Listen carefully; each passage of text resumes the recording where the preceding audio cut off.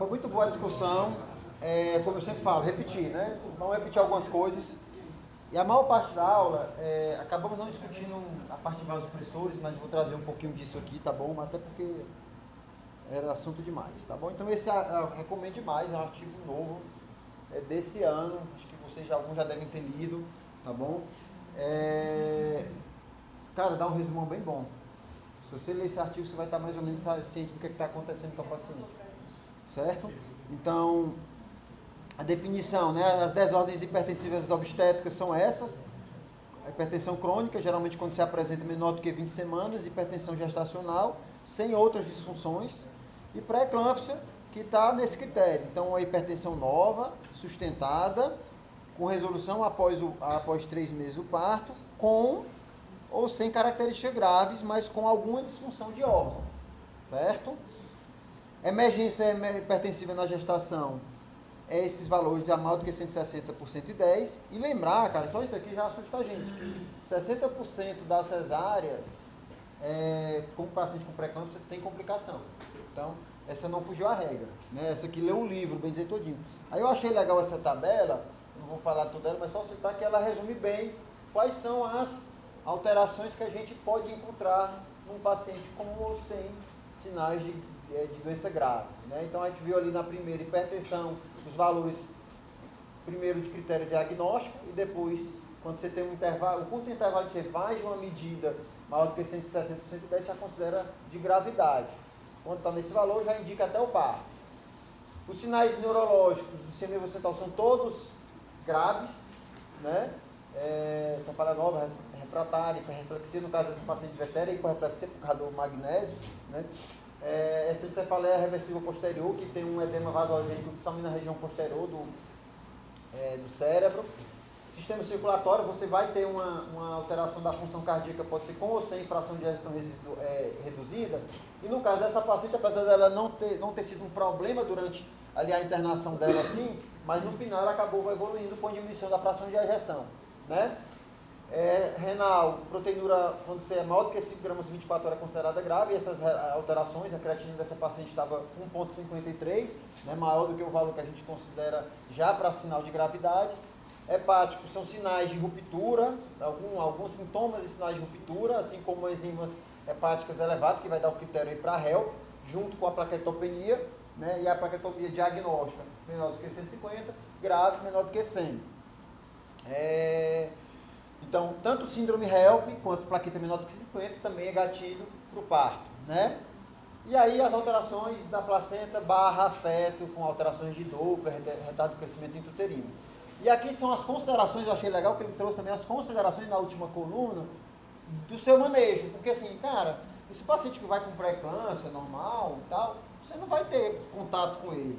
Não tem um consultório pré-anestésico só de obstetrícia assim, porque é muito rápido, não dá tempo assim. Então, realmente, esse paciente você vai ver na hora que tem a indicação do parto, ou seja, na hora que ele está com algum critério dessa coluna do meio aqui positiva. E aí você tem uma noção do que você vai precisar. Por exemplo, nesse caso aqui, a paciente tinha tanta labialidade pressórica, que era o principal, assim, que a gente estava preocupado na hora, para o manejo. Então, ele tinha que ter uma pressão arterial invasiva antes do procedimento, porque não dá tempo de fazer entre a indução e o parto, que é imediato, né? As repercussões do sulfato de magnésio sobre o bloqueio neuromuscular, pacientes com alterações cardíacas e o suporte, né, hemodinâmica e também indicação, eventualmente, de uma monitorização mais invasiva. Questão do sistema renal, como foi falado, o paciente já estava sonolenta, já tinha uma diminuição de diurese, então já tinha um risco aumentado de intoxicação de magnésio, que foi o que aconteceu no pós-operatório. Risco hemorrágico, a paciente apresentou, né, aquele sangramento difuso, foi feito o tratamento ali tanto com antifibrinolítico quanto com fibrinogênio. Plaqueta, foi feita a reposição de plaqueta, aí vem aquela história, a gente vai falar mais para frente sobre a questão do bloqueio de neuroeixo. E o sofrimento fetal que pode indicar cesárea urgente. A gente viu tudo isso, cara, assim, essa é uma tabelinha do que você tem que chamar a atenção. Engraçado que eu ainda tentei botar em negrito as coisas mais importantes. Eu acabei botando tudo, assim, e não sobrou muita coisa não. Porque realmente é uma avaliação que tem que ser rápida, objetiva, porque você tem que resolver, né? Mas não dá para botar em sala sem estabilizar a paciente. Não dá. Então ela tem que estar, de alguma maneira, estável, né? Os limites de pressão a gente já falou, quando está entre 140 e 160 de sistólico e 90 e 110 de diastólico, você vai tratar eventualmente ali, até ambulatorialmente com as medicações. Só que passou de 160 para 110, cara, tem que ser tratamento venoso, não tem negociação, porque a gente vai usar de praxe que a gente começa nos protocolos, pelo menos na minha época tinha muita hidralazina, os obstetras gostavam, não sei se ainda tem no protocolo deles, né? Eles gostam muito. Mas veja que nesse momento ainda está lá o obstetra às vezes quando conta. A gente foi lá ver a paciente, a gente não vai lá e prescreve a paciente, porque a gente está prescrito, é para estar, né? E a ideia é baixar lentamente essa pressão, não usar nunca o sulfato de magnésio como agente único, a gente vai ver que o sulfato de magnésio ele é para ser usado, eu nem tinha muita essa noção, em situações em que você não tem só a iminência de eclâmpsia. Monitorização materno-fetal contínua, é claro, priorizar a estabilização, né? Então, mesmo que tenha algum solvente fetal, se a paciente precisa eventualmente, porque a plaqueta está abaixo de 10 mil, se um pouquinho, cara, vai ter que repor antes, vai sangrar, vai sofrer o feto também. Vamos falar um pouquinho de neuroeixo, tá bom? Só que no detalhe que ainda não é questão de fazer ou não fazer, é só lembrar que a analgesia peridural no paciente com pré-eclâmpsia pode ser realizada, sem grandes problemas relativos à labilidade, assim, a queda da pressão importante. Além disso, melhora, diminui a resposta pressórica durante as contrações, tá bom? Então, eclâmpsia, como tu já sabe, convulsão tônico-clônica ali, em paciente com pré-eclâmpsia sem outra causa, cefaleia, quando o paciente evolui também com cefaleia e sinais focais, tem que fazer o exame de imagem, vou falar disso aqui, o paciente fez o exame já de imagem, tinha algumas alterações, né? Avaliação de hipertensão intracraniana a partir da baía do nervo óptico. Eu achei que tinha algumas coisas, até eu li alguns outros trabalhos, mas assim, ainda é uma coisa incipiente, certo? E a eclâmpsia ela pode estar associada a essa síndrome da encefalopatia reversível posterior, que é um edema vasogênico cerebral, geralmente na região posterior do cérebro, que pode associar convulsão, como o paciente não teve perda de visão, alteração do estado mental, hipertensão com cefaleia, mas normalmente não tem hipertensão intracraniana. E aí tem alguns critérios, né, radiológicos que você pode ver, avaliar, e aí vale uma conversa até com o radiologista para ver se realmente cabe fazer uma raquianestesia em algumas situações, né? Esse artigo traz também a possibilidade de alguns critérios clínicos para ver se tem hipertensão ou não, e aí vale a pena fazer a raquia. Exatamente. Sulfato de magnésio, a prioridade na eclâmpsia é controlar a convulsão e controlar a PA.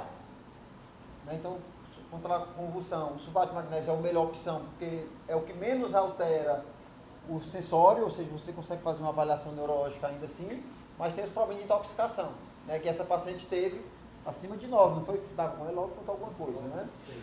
Aí tem toda essa diminuição, bradipneia, eventualmente de saturação por hipoventilação, diminuição do reflexo patelar, o débito urinário ser monitorizado porque a excreção é renal, tá bom? E as outras coisas que você vai fazer, além do controle da PA, aspiração de ar, oxigênio, que é o que você faz numa convulsão ali normal. Sempre lembrar que esses pacientes podem ter descolamento placentário e tem que descartar isso aí, porque isso é uma outra coisa que você vai ter que mudar. Aí eu trouxe alguns trabalhos sobre o sulfato de magnésio para ver se tinha alguma coisa nova. Não tem muito nada de novo, exceto que o fato dele ser muito efetivo na diminuição das convulsões, até 50%, com a sua janela terapêutica pequena, diminui o risco de descolamento placentário, porém tem as suas consequências. Esse trabalho aqui mostrou que ao fazer o sulfato de magnésio, as pacientes diminuem a expulsão do diafragma, certo? Então, cuidado com a ventilação desse paciente, certo? Repercussão sobre o bloqueio neuromuscular. Diminui a dose, quanto não sabemos para todo paciente, é individualizado, mas você aumenta o efeito do bloqueio neuromuscular, do agente adespolarizante, tá bom? Então tem muito cuidado. Cara, aqui a gente tem TOF, não faz sentido nenhum. Em qualquer situação que você use o sulfato de magnésio, eu não estou falando nem de eclâmpsia, sulfato de magnésio para multimodal, cara, tem que usar. Aliás, usou o bloqueador muscular, tem que usar o TOF. Se usar o bloqueador muscular e o sulfato de magnésio, aí é obrigatório mais ainda. Então, mais uma vez, eu só posso ensinar o que é o certo, eu não posso fazer por vocês, tá bom? Tendo uma resposta à intubação, ela falou, e a monitorização com TOF, que é o que eu ia falar. Aí ele traz aqui, achei isso interessante, que isso aqui eu não lembrava disso, pelo menos. Isso, mais uma vez, a gente não prescreve o paciente, mas a gente participa eventualmente do processo e a gente pode dar sugestões eventualmente. Então ele fala aqui, ó, tem um de menor de 34 semanas, eu trouxe só esse, certo? Paciente com crise hipertensiva e alterações laboratoriais, mas não tem HELP, certo? Você vai começar o sulfato de magnésio já de cara, junto com a terapia antihipertensiva. Então ele sugere aqui, paciente com pré-eclâmpsia, com sinais de gravidade, você já começa o sulfato de magnésio, certo? E é óbvio que se tiver eclâmpsia ou iminência eclâmpsia, você vai usar o sulfato de magnésio também, tá bom? Nesse caso, quando tem iminência de eclâmpsia ou HELP, você vai começar, já vai indicar o parto. No caso que está só com uma crise hipertensiva e algumas alterações laboratoriais que não se configuram como sinal de gravidade, você pode esperar os resultados e, eventualmente, se tiver alguma alteração, você indica o parto. Então, só para botar aqui, o sulfato de magnésio está incluso não só na iminência de eclâmpsia e eclâmpsia, tá bom? Aí é legal, ele cita um autor, esse trabalho, que ele fala, meio que define um pouco o conceito de o que é estabilidade na eclâmpsia. Então ele bota um Glasgow de maior ou igual a 14, sem antihipertensivo de ação rápida, ou seja, não está precisando daquele de nenhum vasodilatador ali contínuo, né? Plaqueta maior do que 100 mil, paciente cooperativo, BCF normal e ausência de outras complicações. Por que eu chamo a atenção? Isso é interessante que ele botou numa caixinha situação em que eu posso escolher mais, entre aspas, tranquilamente, se eu vou para geral ou regional, né? Se eu vou para uma RAC ou se eu vou para anestesia geral. Porque em algumas situações você vai logo para geral. Então esses seriam os casos em que você poderia ter mais tempo e mais objetividade para pensar. Porém, aí nessa revisão, eu vi esse relato de caso, e que foi bem sucedido, mais uma vez, é um relato de caso, isso aqui não quer dizer muita coisa. Mas ele traz uma paciente com 18 anos, se eu não me engano também, que fez essa síndrome de encefalopatia reversível posterior. Oi? Pressa. Tá bom, obrigado. Estou muito hábito com a síndrome aí, eu falo o nome completo, mas a pressa. Fez uma pressa aí, e eles fizeram mesmo a paciente com um Glasgow mais rebaixado, e botaram a paciente de lado, fizeram a RAC e foi tudo bem. Mas a plaqueta estava acima de valores adequados. Eu não lembro exatamente o valor da plaqueta, mas estava, se eu não me engano, acima de 100 mil. Mas tinha rebaixamento sensório, mesmo assim fizeram a RAC. As dificuldades que eles viram foi como avaliar se o bloqueio ficou adequado. Viram que o paciente respondeu de maneira diferente a um estímulo acima e abaixo do bloqueio anestésico, tá bom? Eu estou falando assim, cara, o que eu quero chamar a atenção aqui, ele traz o que eu falei, eu nem estou defendendo fazer nem não fazer, eu só estou falando para você considerar o que considera a questão de resposta hipertensiva, intubação, edema de via aérea, risco de aspiração. Então assim, aqui talvez ele tenha puxado um pouquinho para fazer a RAC, mas a gente tem que lembrar que tem todas essas considerações na anestesia geral para obstetrícia. Mais uma vez, não estou defendendo fazer nesse caso, estou falando que a gente tem que ponderar bem, e essa é uma parte da medicina que não tem resposta objetiva, tá bom? Síndrome HELP, todo mundo já falou, né, que é hemólise, elevação das enzimas hepáticas, plaquetopenia, e aí vem aquela história, fazer bloqueio de neuroeixo, que nível, aquela história toda. E aí eu achei esse trabalho aqui num jornal de hemato, como eu trato trombocitopenia na gestação. Aí tem alguns dados interessantes, que eu nem lembrava alguns deles, tá bom?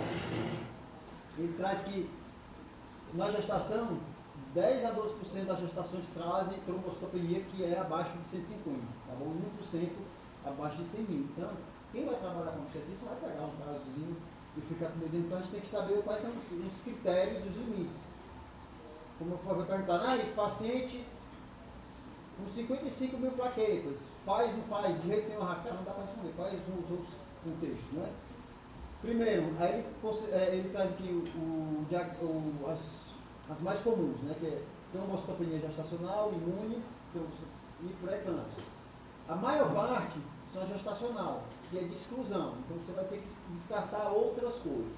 Traz aqui, ó. Nesse gráfico aqui, laranjinha é a gestacional e 20% é a pré-eclâmpsia.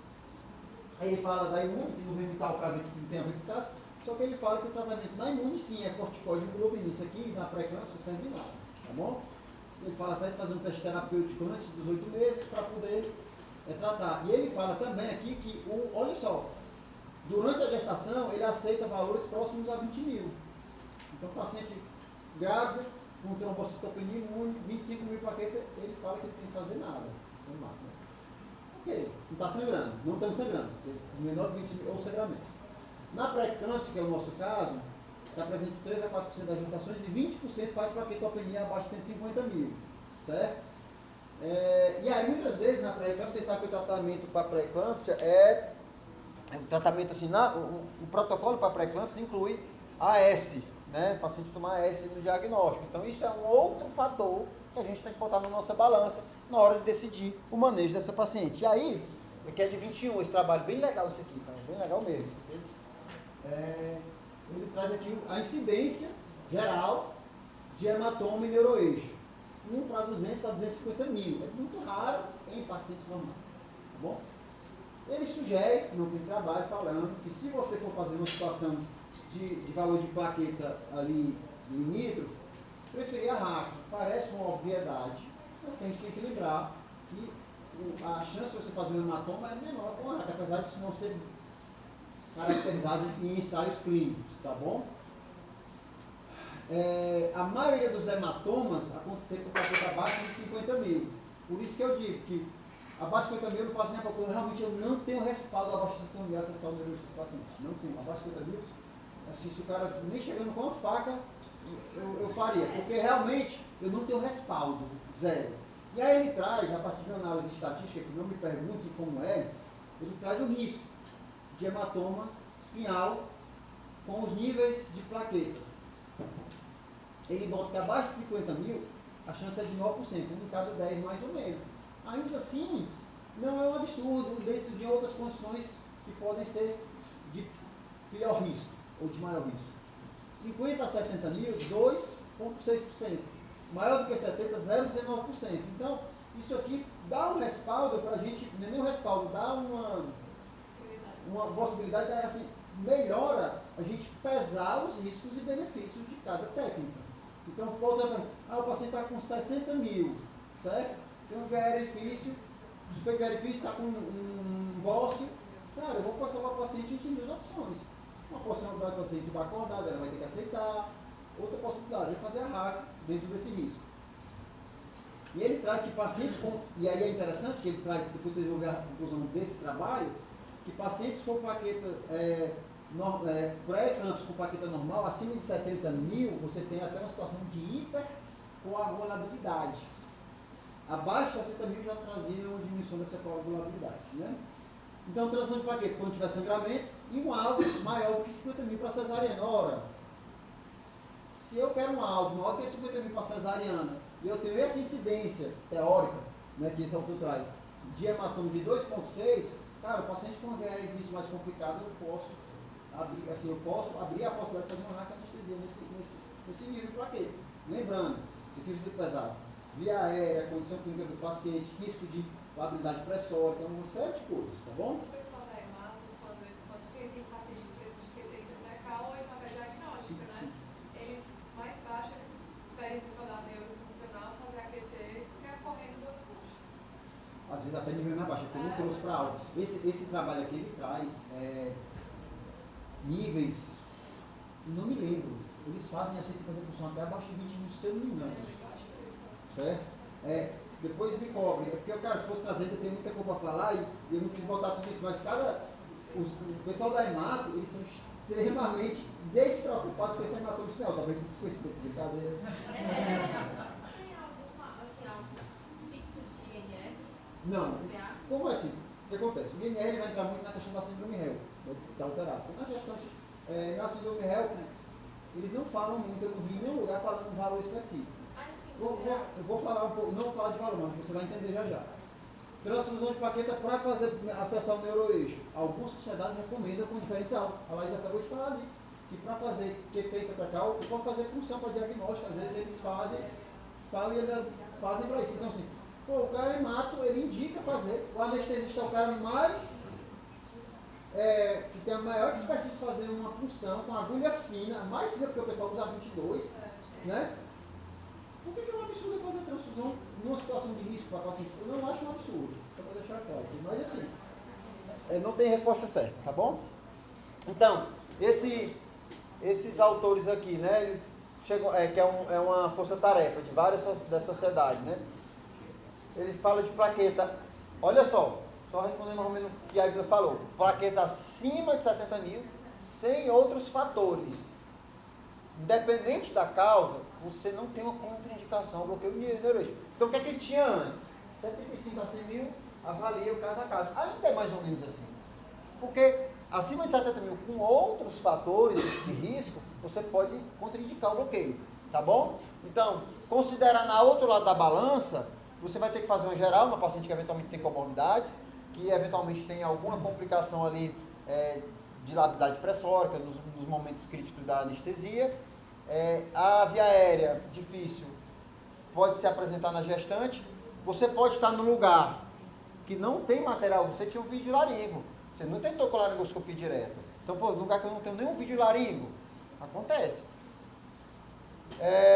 E por último, a preferência do paciente, que pode ser considerada também. E aí ele bota o que são esses fatores de risco, esses outros, sem outros fatores. Quais são esses outros fatores que você vai ter que investigar? E é o que a gente faz, já assim, eventualmente, paciente que tem hipermenorreia, paciente que tem desafios hemostáticos não relacionados ao procedimento em si, teve histórico, né? Hemorragia pós-parto, hemorragia exacerbada em cirurgias anteriores, hemorragia exacerbada em procedimentos dentários, sangramentos importantes espontâneos, como gastrointestinal, intramuscular, ou mesmo sistema nervoso central, e sintomas de sangramento. Aí fala que é equimose fácil, epistaxe, sangramento prolongado em procedimentos pequenos, etc. Então, assim, a partir dessa avaliação aqui da história do paciente, você vai entrar nesse protocolo aqui que ele fala. Eu achei bem legal, porque aí traz mais ou menos uma coisa mais objetiva, certo?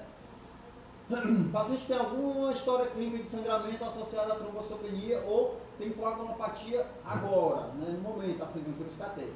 Se o paciente tem, geralzinho, acabou, tá bom? Se o paciente tem, aqui, ó, alguma dessas coisas aqui, geralzinho. Se não, se ele não tem um histórico, não está com CIVD agora, você vai aqui para essa outra parte. Vai ver o diagnóstico dessa trombocitopenia. Na maioria delas está acima de 70 mil, que é o que a gente acabou de falar. Você vai seguir para o bloqueio de neuroeixo, tá bom? Se não está maior do que 70 mil, você vai avaliar a etiologia dessa trombocitopenia. Aí ele fala, o autor fala, tá bom? Se a plaqueta tiver de 50 a 70, mas existe um cenário que outras coisas podem trazer mais risco, que a gente já falou, via aérea muito difícil, condição do paciente e tal, você pode até fazer um bloqueio de neuroeixo, tá bom? De 50, meio que, antes era de 75 a 100, hoje está de 50 a 75 essa avaliação, certo? Se tiver o risco, se tiver abaixo de 50 mil, aí sim, nesse caso aí você não deve fazer, não deve acessar o neuroeixo. Então ele traz esses níveis aí. É claro que tudo isso aí, daqui a 5, 10 anos, com a adesão desse tipo de limite, desses limites menores, pode ser que a gente mude para cima de novo. Mas por enquanto que a gente tem é isso. Tá bom? Esse cara aqui traz até, e aí eu não vou falar, que quando você não tem, aí eu acho que é uma situação mais crítica, quando isso aqui é na África, foi feito na África, em alguns lugares não tem acesso a laboratório rápido. E aí eles, foi esse? Pô, deixa eu ver aqui. Foi. E aí eles fizeram um protocolo para situações que você não tem acesso fácil aos exames. Aí ele traz aqui, tem uma indicação clara de cesárea, se você vai para geral, você vai para geral. Se não, acima de 75, bloqueio de neuroeixo, ele quer uso 75, tá bom? Se está entre 55 e 70, você vai usar uma ajuda aqui, uma ajuda cognitiva, que é, opa, foi mal. Que é isso aqui. Mais uma vez, o outro lado da balança, a urgência da cesariana, a experiência do anestesista de fazer geral em um paciente obstétrico, a cirurgia experiente com um tipo de caso que pode ter mais risco de sangramento, né? E para outras coisas também nesse aspecto, tá bom? Se está menor do que 50, você vai para geral. Se tiver entre 50 você vai ver isso aqui. E aí, a partir disso aqui, você vai decidir se vai geral ou não, tá bom? Então, é mais a mesma coisa do que o outro autor fala, tá bom? Deixa eu só ver aqui mais uma coisa. Que você coletou sangue. É só falando que se você não tem, se você não tem ainda o resultado do sangue, e o paciente pode esperar o resultado, você vai esperar. Se você não pode esperar, você vai usar isso aqui também como fator de escolha para geral ou bloqueio de neuroeixo. Essa indicação. Ele fala, pessoal, tá aqui, ó, isso aqui, que 41 de 46 pacientes com suspeita de trombocitopenia receberam anestesia geral sem indicação, ou seja, era aquela paciente que tinha uma plaqueta limite no último exame, mas não tinha um exame nas últimas 6 horas, fizeram geral com essa consideração, e 41 de 46 não tinham indicação pela trombocitopenia de geral, tá bom? Então, assim, fica na cabeça da gente, acima de 70 mil sem outros fatores de risco, dá para fazer o bloqueio de neuroeixo, entre 50 e 70 você vai avaliar o outro lado da balança, via aérea, condição do paciente, e vai tomar a sua decisão. Nesse caso aqui, a paciente tinha antes de 2 pus de plaqueta, tinha 32 mil, então não sei para onde foi, da hora ter um resultado de exame, que seria muito importante na tomada de decisão, no contexto dessa paciente que tinha um potencial de VIA difícil. Essa paciente não teve esse risco de VIA difícil, cara, não quero nem falar não, eu acho. Era geral direto, tá bom? Eu chamei muita atenção para a questão da via aérea, tá bom? Mas o senhor fala de tipo, fazer as plaquetas, depois escolher o exame, mas não consome rápido? Não. Nesse caso aqui, eu considerei fazer a raquianestesia pelo potencial risco de VIA difícil. Essa paciente não teve a história de morder a língua, não teve hematoma. Essa paciente, mesmo tendo feito as plaquetas, eu faria a geral. Entendeu? Sim. A questão aqui é que do outro da balança dessa paciente tinha potencial de VIA difícil. Só isso. Essa paciente, cara, não teve a convulsão, não mordeu a língua, tá tudo bem, VIA era fácil. Não estava nem discutindo se era geral ou bloqueio de neuroeixo. Não tinha essa discussão aqui. É claro que a discussão mudou um pouco quando o Max falou que a VIA foi fácil, mas é muito fácil você dizer isso aqui depois de ter entubado. Certo? Eu não avaliei a paciente. Talvez eu tivesse sido avaliado, também podia achar que era fácil, como o colega achou que era ok, que dava para fazer com vídeo larinho, e foi lá e fez, tranquilo. Situação de essa paciente aí que tivesse com edema maior, que não abrisse nem a boca, que eu não conseguisse nem botar um vídeo laringo. Aqui, uma situação hipotética. O paciente não abre a boca, tem um trismo. Tem uma alteração atêmica, ela não abre nem 1 centímetro a boca. E aí? Ah, vou chamar um fibro. Ah, mas o fibro não vem hoje, já está uma urgência. O fibro está tudo ocupado. E aí? Se vocês me disserem, tem 2 opções nesse caso. Vocês não abrem a boca de jeito nenhum. Certo? Não abre a boca de jeito nenhum. Tem 2 situações. Só tem 2 saídas. Transfundir e fazer o bloqueio ou fazer uma cria. Não tem outra opção, pessoal. Entendeu? Então, assim, mais uma vez, eu só falei tanto em fazer a hack nesse caso, por causa da potencial de VIA difícil. Ponto final. Numa outra situação que não tem potencial de VIA difícil, cara, era com certeza geral, tá bom? Aí assim, cara, assim, até porque assim, eu vou ver na hora, até porque a gente não consegue bater o martelo de 6 na hora que eu transfundi é que eu vou ver. Né? Assim, chegou ali, eu transfundi, deu 65, eu já fizesse. Ah, deu 50, mas vou demorar 2 horas para fazer o bloqueio. Porque vai se consumindo. Entendeu? Ou então fiz aqui o exame, demorou 3 horas para o exame sair, porque o exame é daquela hora, não daqui a 3 horas. Não dá para eu responder. Tem muita coisa para ser avaliada. Então falamos só da insuficiência renal, que ela também está associada como sinal grave, que pode estar, descolamento de placenta tem que sempre estar acompanhando. São outras complicações. Sair da parte de eclâmpsia, tá bom? E trombocitopenia. No que toca a complicações cardíacas, você tem que pedir os exames, que a gente falou até bem, no caso dessa paciente não tinha, não foi pedido, mas assim, o eco-ECG, as enzimas cardíacas, né? Ah, uma coisa importantíssima. Essa paciente, no caso, ela fez uma diminuição de fração de ejeção no pós-operatório. Isso acabou ficou muito claro que era uma alteração cardíaca decorrente da pré-eclâmpsia. Mas se essa paciente se apresenta ali com essa diminuição de fração de ejeção, você tem que diferenciar entre miocardiopatia periparto e pré-eclâmpsia. Porque na miocardiopatia periparto, você vai desaconselhar futuras gestações eventualmente. Tá bom?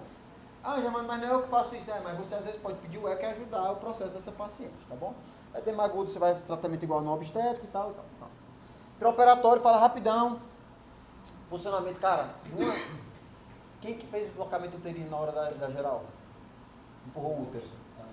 Uma pessoa para isso. Você está com 1 milhão de coisas para fazer, o caso complexo. Você vai chegar para alguma pessoa da sala, pode ser um obstetra que já está paramentado ele quando fazer a dele, vai ter uma pessoa durante todo o processo empurrando. Todo o processo, você vai ficar que você não sai daí até, e você fala isso para a pessoa. Sua função é fazer isso. Aí botar os campos pode ser o obstetra, porque ele já está em campo ali, não custa nada. Mas até botar os campos, tudo é uma pessoa só para isso, enquanto você vai fazer as outras coisas. Pressão arterial, hipertensão lábio, pressão lábio e muitas vezes hipertensão de difícil controle. A questão dos riscos de sangramento cirúrgico, instabilidade hemodinâmica, se você quiser débito cardíaco funcionar, exames seriados.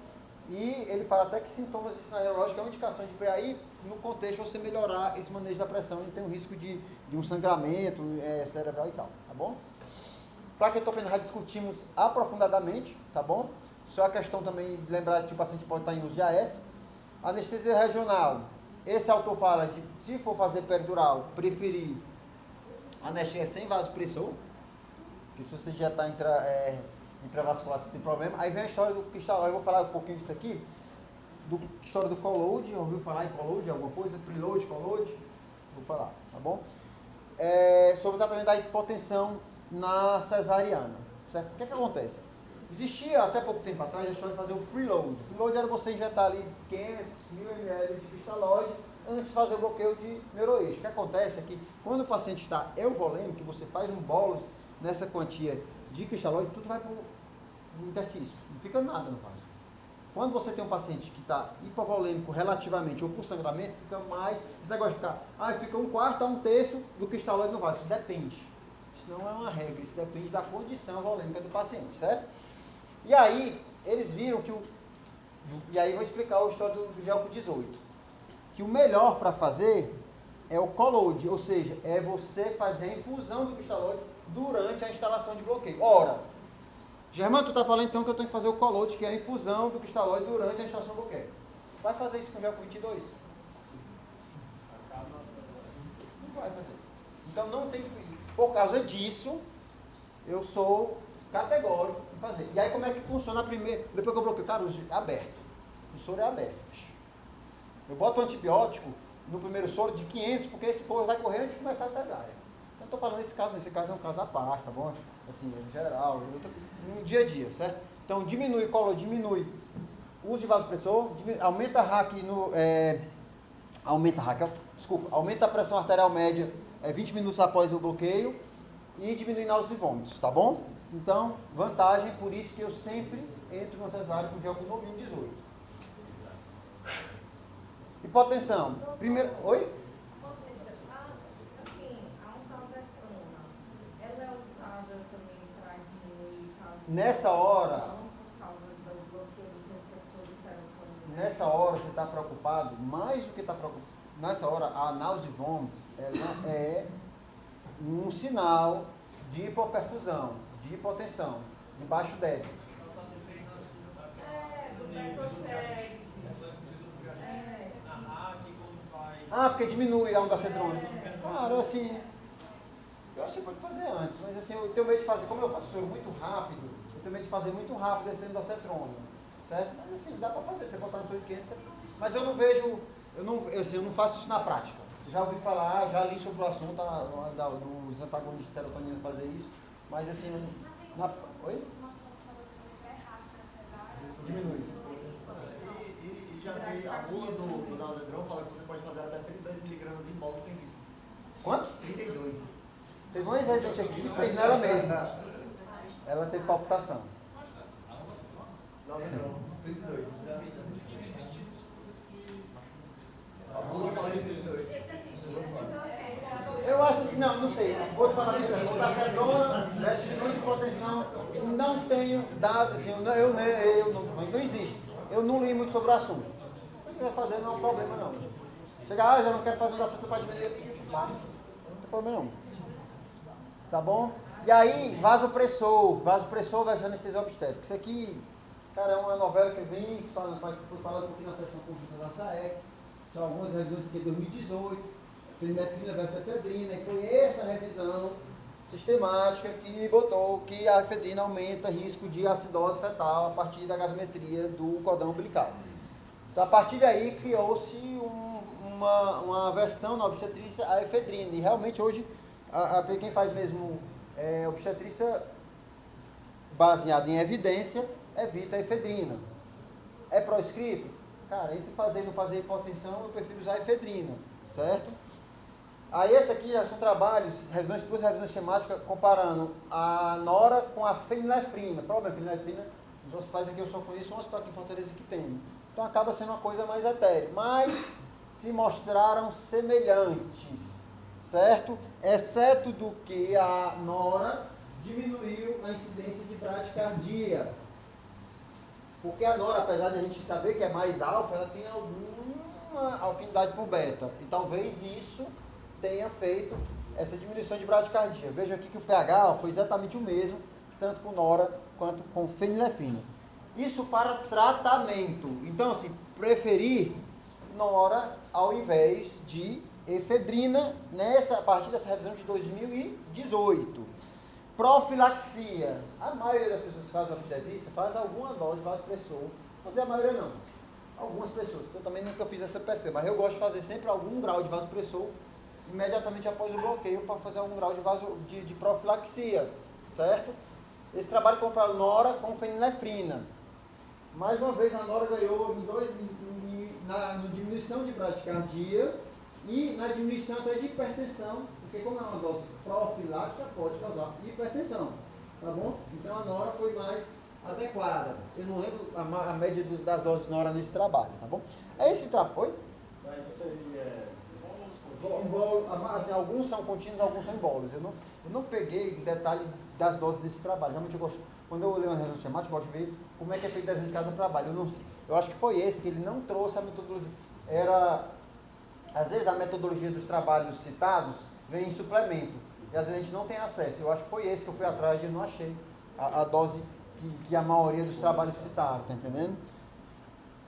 Aí achei esse trabalho legal, mas, assim, é uma avaliação que eles chamam de bayesiana.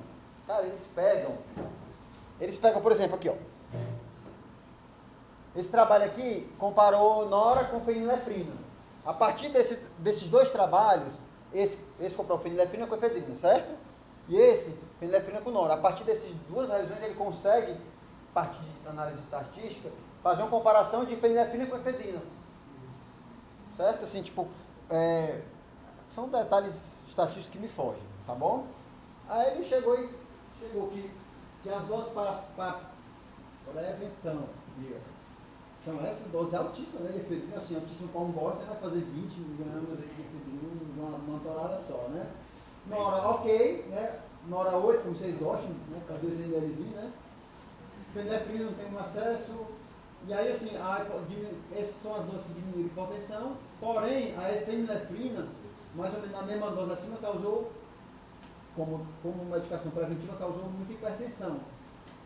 Assim como uma dose maior de efedrina. Os outros não entraram, não chegam aqui. Esse autor, aí já vai.